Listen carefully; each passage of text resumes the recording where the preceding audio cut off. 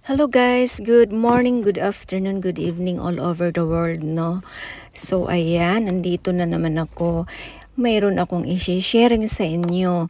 Natutunan ko dito sa Japan. Alam nyo ba na ang mga Japanese ay hindi sila nahinto ng ng paghahanap buhay. So kahit meron silang trabaho, meron pa rin silang mga sideline, mga nagtatanim sila kasi isa ito na kung kulang ang iyong sweldo, sa Japan nga sobra-sobra yung kanilang sweldo, hindi sila nahinto ng kahanap buhay.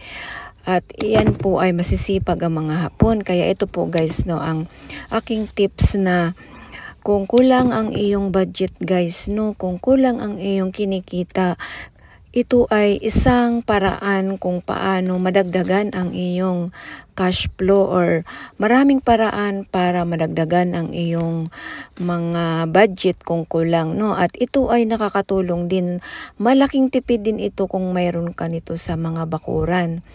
At mag-benefits pa. Nakakatulong pa sa iyong katawan na magiging healthy at malakas ang katawan. Kung malakas ang katawan, no,